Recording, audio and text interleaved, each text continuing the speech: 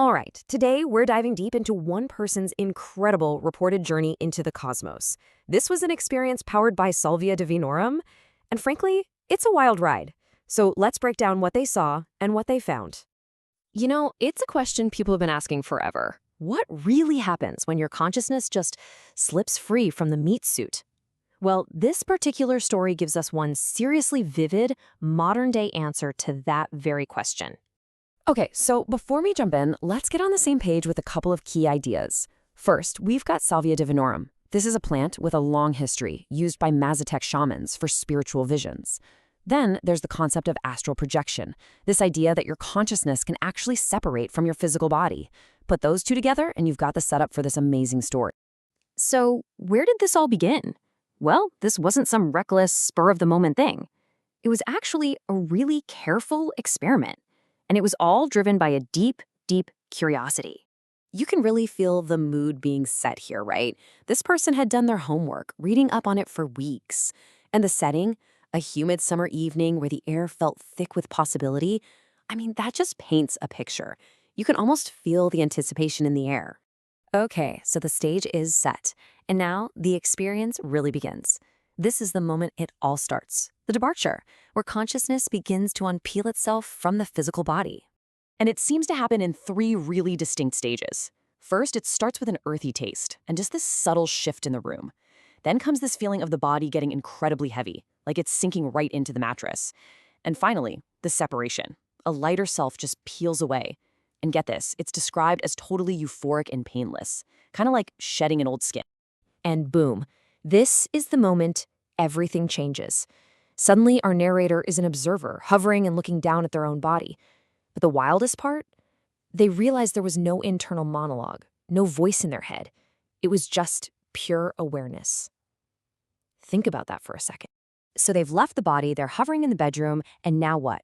Well, the journey doesn't stay small. It goes from the bedroom and just launches, quite literally, into the cosmos. Instantly, the whole thing becomes this intense visual spectacle. The night sky isn't just a bunch of dots anymore. The stars are alive, they're pulsing with light, and they're whispering secrets in colors we've never even seen. The report even called them ultraviolet symphonies. Wow. And the surrealism just keeps getting cranked up.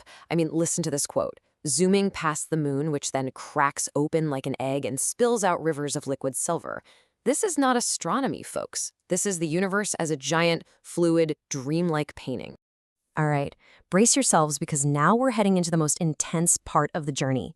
This is the climax, where reality as we know it just completely dissolves. This is where they meet something else. These giant ethereal beings float by, and one of them communicates. Not with words, but with a tendril of stardust that tasted like electric honey. It's synesthesia on a cosmic level. How does a brain even begin to process a message that you taste? And as if that wasn't enough, the whole experience then just splinters into these alternate realities. The narrator doesn't just see them, they live them. Entire lifetimes. One as a warrior on Mars, fighting sand serpents. The next, a jellyfish deep in Europa's oceans, debating philosophy. The contrast is just staggering. And then you get to this absolutely mind-bending idea, plunging into a black hole, but instead of it being this point of no return that devours everything, it was a creative force, birthing new universes. It completely flips our understanding of physics on its head. So now we've reached the absolute peak of the whole thing, an encounter with a being they called the Weaver. And it's this incredible, powerful archetype, a giant spider goddess spinning the webs of fate. Her eyes reflected all possible futures, apocalypses and utopias, and just plucking a single thread could work reality itself. And right after that encounter, the whole idea of a single eye just evaporates.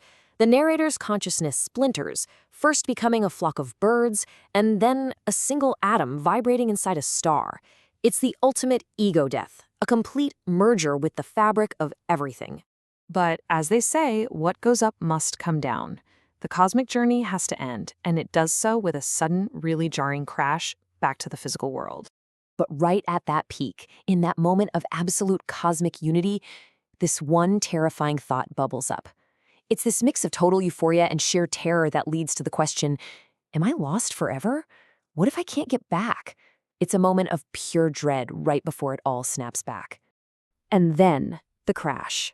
Just like that. An immediate, forceful, whiplash-inducing return to the body.